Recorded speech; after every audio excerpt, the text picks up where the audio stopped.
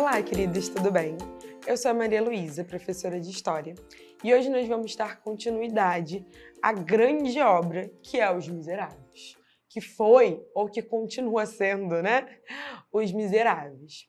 Na aula passada a gente conversou um pouquinho sobre quem é que foi Victor Hugo, esse grande autor. Também falamos sobre o adaptador dessa obra, já que o que estamos lendo é um resumo, né? O livro em si ele tem mais de 1000 páginas. Esse livro é muito grande, muito comprido, e isso enche ele ainda mais de detalhes e riquezas, né? É um livro atemporal, é um livro que, apesar de ter sido escrito alguns séculos atrás, ele ainda tem muito a nos dizer. Talvez essas 1000 páginas tenham um pouquinho a ver, né, com essa riqueza que ele contém. Porém, estamos lendo um resuminho dele, uma adaptação dele. E a gente não perde tanto assim, que a gente perde alguma coisa, mas a gente não perde tanto assim em relação ao conteúdo, ao sentido da obra para o autor. Então a gente fala sobre Victor Hugo, falamos desse próprio sentido da obra, né, que é a ideia de pensar quem são os miseráveis, pensar numa desigualdade social, numa injustiça, né? A gente acompanhou ali a história dos protagonistas, né, dos personagens principais, em especial da Fantine, né, e do pai Madeleine. Quem será esse pai Madeleine? Não sei, fica aí no suspense. Brincadeira, até acho que chegou um momento que você já deve imaginar quem é o pai Madeleine, mas não vou dar esse spoiler agora. Vou segurar um pouquinho para mim. Talvez eu vá soltando, mas vou tentar me segurar. Eu confesso que eu gosto muito dessa história do Madeleine, mas eu vou tentar aqui, ó, me segurar. Enfim, a gente acompanhando a história desses personagens, a gente também acompanha uma crítica social, uma desigualdade, uma injustiça, tudo isso englobado na ideia dos miseráveis, né, de Victor Hugo. A gente também conversou que essa obra ela está dentro de um cenário de uma era napoleônica e também uma era posterior à era napoleônica, né? Nessa semana em específico, nessa aula em específico, nós ainda não alcançamos o final da obra. Porém, você vai ver, né, a partir de algumas revoltas, algumas situações no cenário francês, que essa era napoleônica está se encaminhando para um final, vai ter, né, uma certa discussão sobre restabelecer a monarquia na França. Isso vai gerar um problemão, né? As pessoas não vão ficar tão contentes com isso, mas já soltando aqui uma informação, ela vai acontecer, né? Você vai ter uma restauração monárquica na França, assim como em vários lugares da Europa, depois da Revolução Francesa, depois de Napoleão Bonaparte. Mas esse não é tão o foco. É muito importante entendermos esse cenário e acompanhar, já que a história está inserida nessa ambientalização, e essa ambientalização diz muito sobre a história também. Uma coisa tem a ver com a outra. Mas eu não vou cobrar muito aqui a ideia de que, meu Deus, quem foi Napoleão Bonaparte, ou datação histórica. Eu quero que vocês entendam o sentido da obra, o sentido de uma crítica social e de um questionamento sobre alguns preceitos da Revolução Francesa. E aí que a gente vai entrar realmente, fielmente, na nossa aula de hoje. A começar pensando sobre como é que funciona uma sociedade. O que é uma cidadania? O que é uma desigualdade social, um lampejo social? O que é isso? O que são questões sociais dentro de uma sociedade contemporânea hoje em dia? Ou numa sociedade moderna, podemos dizer assim, após a Revolução Francesa? O que é essa sociedade? E como nós podemos melhorar essa sociedade? Esse é um primeiro pensamento. Já que, se você parar para pensar, toda a história dos miseráveis é uma história social. É uma história que acompanha a vida social, política, familiar das pessoas ali. É como se da vida privada você tivesse uma visão aberta de como que está funcionando aquele universo, pensando restritamente naquele momento histórico. Como uma sociedade está acompanhando as mudanças, e a gente conversou isso na aula passada, né? Como que os acontecimentos históricos vão impactar a sociedade. A Covid-19 está aí, ó, para a gente pensar como que impactou nosso modo de vida, o home office. Olha a plataforma digital aqui, que foi muito importante no momento do ensino remoto, né? Então, olha como que a sociedade ela se modifica. As questões sociais elas têm um impacto ali. E pensando nisso, pensando nessa ideia social, que é uma ideia muito, muito, muito defendida e difundida nessa obra de Victor Hugo, eu tenho uma primeira pergunta a vocês. Primeiro, pensar o que é cidadania. Cidadania é o ato de ser cidadão de algum país, nascer em algum país? Sim, mas não só isso. Não é só você nascer no Brasil para ser brasileiro. Você tem uma ideia de identificação e uma ideia de pertencimento àquele lugar. Pertencimento que a gente vai ver que a filha de Fantine, ela vai lutar muito para poder ter, né? Aí a gente vai ver que vai ser uma busca incessante que ela tem, mas isso é uma discussão para uma outra aula, não vou me estender muito. Mas você ser cidadão de um país é você pertencer a ele. E um país ele não se constrói sozinho. Ele se constrói com a sua ação e a sua atitude. Não só um país como seu bairro, sua escola, seu núcleo familiar, seu núcleo de amigos. Ele é composto pelas suas atitudes e pelas suas ações. E aí essa é a primeira indagação que eu faço para você, para os seus colegas, né? Como utilizar a cidadania no nosso dia a dia? Numa escola, no nosso bairro, uma discussão de condomínio. Como utilizar uma cidadania? Para mim, é sempre lembrar que eu não tô sozinha nessa sociedade, não estou sozinha nesse mundo. Eu estou junto com vários indivíduos ao meu redor. Então, promover uma cooperação, promover um auxílio mútuo entre as pessoas, promover uma convivência. Isso, para mim, é indispensável. E é a partir dessa ideia, desse pensamento, que eu vou utilizar a cidadania. Por exemplo, numa sala de aula, eu vou deixar aquela sala de aula suja? Não. Eu vou quebrar os brinquedos do parquinho? Claro que não. Deixa eu pensar aqui, eu vou desrespeitar os professores e os inspetores? Não. Eu sou um cidadão. Eu pertenço àquele lugar e agora eu pertenço àquela escola. Então eu tenho que fazer por mim também. Tá vendo como se a gente pensar no próximo, a gente tem um impacto maior? E isso era um lema da Revolução Francesa. Lembrando, né, que a Revolução Francesa foi uma revolução liberal que vai acontecer ali no século XVIII, ou seja, em 1700 e um pouquinho, vai instaurar uma nova idade, que é a Idade Moderna, né, e vai impactar de uma maneira, assim, ó, certeira a sociedade, já que é a própria sociedade que quer e vai promover essa mudança. E um dos lemas dessa grande revolução é a fraternidade. A fraternidade, a cooperação, a convivência, isso é um dos lemas. Porém, não é o único lema. Nós temos a ideia de liberté, égalité, fraternité, usando aqui ó, o meu francês bem arranhado mesmo.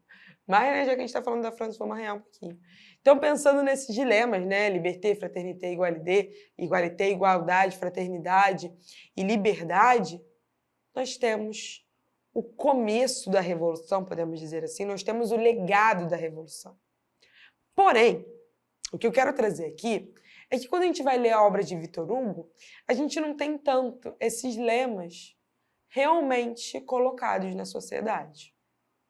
Apesar de Napoleão Bonaparte ter chegado ao poder após a Revolução Francesa, né, após o governo girondino, jacobinos, e se você ainda não viu isso, pode ficar tranquilo, você ainda verá, né? Estou soltando spoiler, se você já viu, melhor ainda. Já estudou um pouco sobre isso, então já está familiarizado no tema, mas se não viu, não tem problema, que você ainda verá e aqui você já está se familiarizando de alguma forma. Então, Napoleão Bonaparte, que vai ser um imperador francês, um grande imperador francês, que vai chegar após a Revolução Francesa, o governo dos jacobinos, girondinos, ele não sei se vai cumprir totalmente os ideais franceses. Os próprios governos anteriores, será que cumpriram fielmente esses legados? Essa liberdade para todos, essa igualdade perante a lei, essa fraternidade, essa convivência. Primeiro, a pensar sobre a igualdade. Porque esse tal Napoleão, que eu estou citando a beça, e você já deve ter ouvido falar sobre ele nessa obra de Victor Hugo, já que tem essa ambientalização numa era napoleônica, ele vai criar o Código Napoleônico, como se fosse um conjunto de leis que a sociedade e a justiça têm que seguir. Uma dessas leis está prescrita até hoje na França e em muitos lugares no mundo, que tem a ver com essa igualdade, que é a garantia de uma igualdade jurídica. Ou seja, todos somos iguais perante a lei. Tem uma certa igualdade aí. Porém, é essa mesma igualdade que a gente vê na personagem de Fantine dos Miseráveis. Fica aí essa indagação, questiona aí. Para um minutinho aqui e pensa. Será que ela tem uma igualdade jurídica? Até uma igualdade social? Será que ela é respeitada assim como os homens são respeitados? E se a gente voltar um pouquinho mais atrás e pensar na Grécia Antiga, que também é um assunto que eu gosto muito, porque vamos parar para pensar. A Grécia Antiga ela é a base, né? A Grécia Antiga, apesar de ter escravidão, ter governos tirânicos, ter aristocracia, né? Apesar de tudo isso, é um berço de conceitos como liberdade, igualdade, democracia.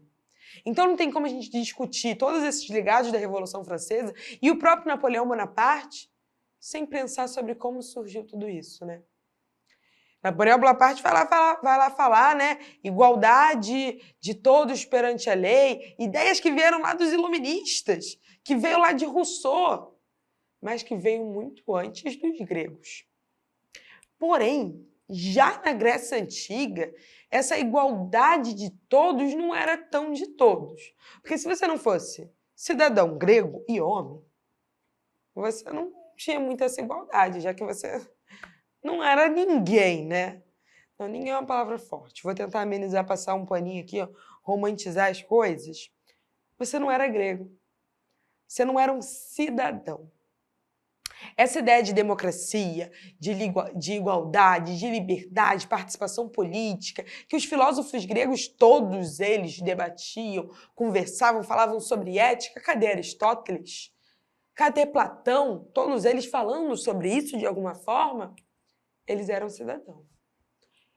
Mas naquela época, ser cidadão não era só nascer na Grécia. Era você ser grego mesmo, filho de grego, ter uma herança grega. E, principalmente, você ter participação política. Então, será que todos eles, todas as pessoas que viviam na Grécia, tinham direito à política? Direito à justiça? Será que a igualdade, tão prezada no mundo atual, ou talvez nem tanto, às vezes a gente tem situações que não é assim tão prezada, e acho que você já consegue imaginar algumas no seu próprio dia a dia. Será que essa igualdade ela era realmente respeitada? Vamos lembrar que ser o berço não é que parou no tempo, né? A Grécia Antiga ela é o berço. Isso quer dizer que a gente continua usando as mesmas coisas do que eles? Não, mas a gente pegou muitos dos legados que eles deixaram e adaptamos, desenvolvemos, exploramos, ampliamos. E essa ideia da igualdade, participação política, a liberdade é uma delas. Porém, se a gente parar para pensar no contexto do nosso livro, dessa era napoleônica, da história de Fantine, da própria história de Madeleine, que você vai saber quem ele é, ou você já ouviu falar em Jean Valjean? Não sei, né? Será que é a mesma pessoa? Já fica aí a questão, o questionamento. Foi um ex-prisioneiro que foi preso roubando pão porque sua família passava fome. Isso também não é uma discussão ética? Olha como os filósofos gregos e a Grécia Antiga, principalmente algumas polis como Atenas, já estavam pensando um pouquinho algo que já rege a sociedade hoje em dia e regia, né, já na era napoleônica. Assim como a igualdade não era para todos na Grécia Antiga, e é isso prescrito por lei, na era napoleônica, apesar de ser garantida por lei, na sociedade isso não era tão garantia assim, já que você vivia uma sociedade desigual e injusta, né? Então, apesar de ser momentos diferentes, e isso a gente tem que sempre ressaltar, são momentos, épocas diferentes, então não dá para se comparar, mas dá para se observar, dá para se fazer uma leitura. Como que o berço de todo esse conceito se modificou? Será que ele se modificou tanto assim? Será que a participação política modificou tanto assim?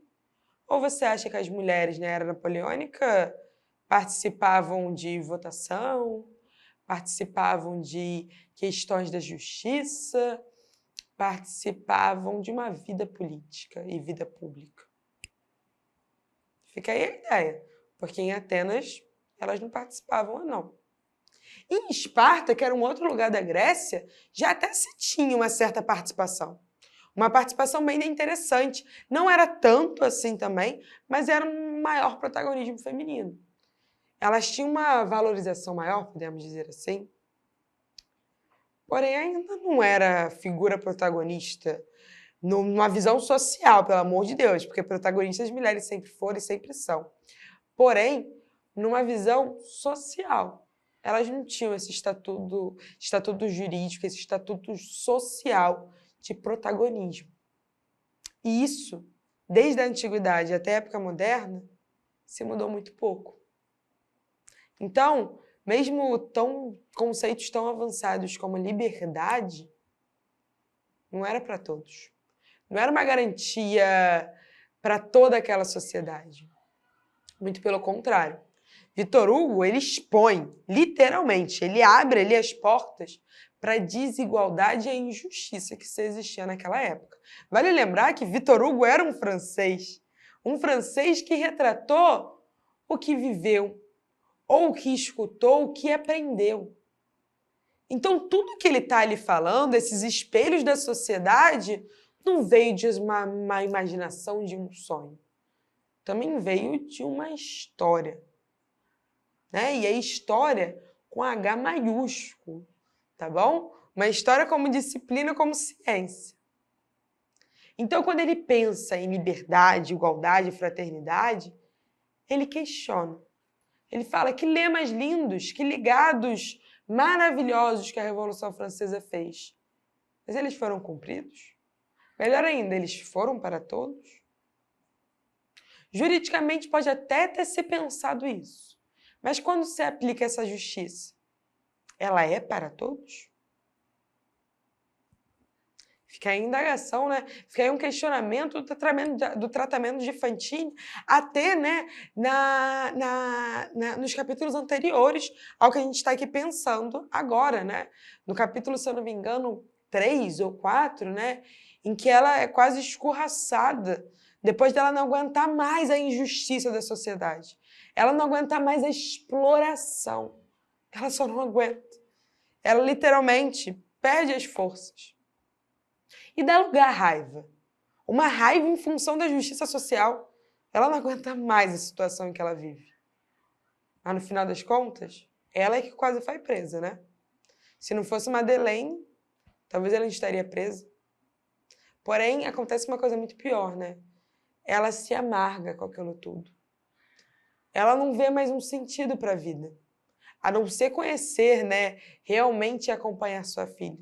Mas nem isso ela está tendo direito de poder se utilizar. E aí, novamente, será que essa justiça é para todos? Uma mãe que não tem o direito de poder acompanhar sua própria filha. Ah, mas foi uma decisão dela. Será que foi só dela ou a sociedade está aí por trás? Ela foi abandonada pela família, abandonada pelo grande amor da vida dela, abandonada pela sociedade, vivendo de uma exploração enorme, seja na fábrica ou seja até se prostituindo, seja vendendo seu cabelo, arrancando o seu dente. Será que é somente uma decisão dela? É isso que Victor Hugo quis trazer na obra, ou pelo menos eu interpretei que fosse. Uma crítica social mesmo. E se a gente parar para pensar na nossa contemporaneidade, essa crítica social, ela está tão distante assim? Essa crítica social, ela está muito modificada? Fica aí. Claro que são momentos diferentes na história, mas será que evoluímos tanto assim? Mais um questionamento. Se pensarmos desde a Grécia Antiga, os conceitos que ali eram pensados em Atenas, a grande democracia, a grande ideia de liberdade, de participação política, hoje em dia ela é diferente. Mas será que ela evoluiu tanto assim? Se a gente pensar no Brasil, todos, juridicamente, têm direito à participação política. Mas em outros lugares do mundo, como é que isso fica? A literatura ela tem esse poder, né? Esse poder de nos fazer questionar, de produzir consciência crítica, né? Um senso crítico. E se juntar literatura e história, é um combo completo. O que eu quero, né, de toda essa leitura é também estudar a Era Napoleônica, pensar sobre os critérios da Grécia Antiga, até porque, quando Napoleão entrou no poder, ele não entrou com bases aleatórias. Ele não entrou como um ser inanimado que começou a surgir informações ali. Ele entrou com uma base teórica e uma valorização e um reconhecimento da cultura clássica. Né? Se você for parar para pensar e pesquisar sobre algumas esculturas, algumas artes, ele gostava muito de arte, né? Algumas artes, questões militares, pensa em Esparta, né? Questões militares, nós temos ali um prosseguimento da cultura clássica, principalmente da Grécia Antiga. Então, mesmo não sendo o mesmo momento, mesmo não sendo igual, o espelho está ali, né? Uma certa base carregada consigo está ali, da Grécia Antiga. E Napoleão ele tem muitos espelhos dessa Grécia Antiga. Por isso que Os Miseráveis... Olha, Os Miseráveis é riquíssimo. É uma obra atemporal, é uma obra que a gente consegue pensar da Grécia Antiga, a Era Napoleônica, aos dias atuais. Isso sim é clássico, né? Quando a gente até se questiona, mas a obra clássica tem que ser necessariamente antiga? Não, mas tem que ser aquela obra em que você realmente sinta que ainda tem muitas mudanças, ainda tem muitas mensagens a vir. Passou séculos, mas ela ainda tem muita coisa a nos trazer, a nos questionar, a nos fazer interpretar. Isso é uma obra clássica. E Os Miseráveis têm muito a nos dizer, né? Na semana passada, né? Na aula passada, a gente falou bastante sobre a vida dos personagens, a ideia da mulher no mercado de trabalho, né? Fantini tendo que buscar ali sua presença no mercado ou buscar portas para se chegar a algum acúmulo de capital mínimo que seja para mandar para sua filha. A gente acompanhou uma segunda chance de Jean Valjean. Não sei se está certo não, mas eu acho que é isso, Valjean. Né? A gente viu uma segunda chance que ele recebeu. A gente acompanhou a história de diversas pessoas, até de Javert, que é um cara que acreditava e buscava a justiça a todo custo. Isso são personagens fictícios, mas de alguma forma reais, né? É aquela ideia que a arte imita a vida, ou a vida imita a arte, né? Nesse ponto, as duas frases estariam corretas. Já que eu posso ler aquela obra e pensar em como que está a nossa sociedade hoje. Assim como eu leio aquela obra e penso como que estava a sociedade antes. Olha que magnífico é Os Miseráveis.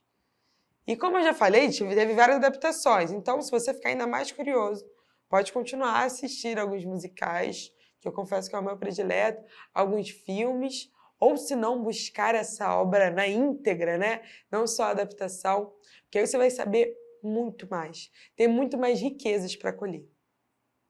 Mas só em pensar nesse caminho que Victor Hugo nos traz, essa crítica social, esse questionamento e essa história, já é magnífico.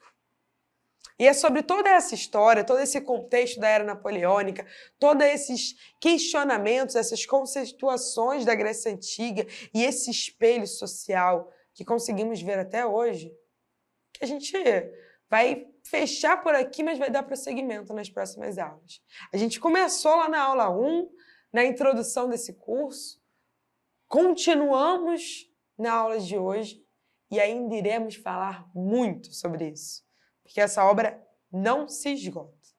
Ainda mais se pensar no seu contexto histórico da Era Napoleônica, seu contexto filosófico da Grécia Antiga, seu contexto social de toda a sociedade.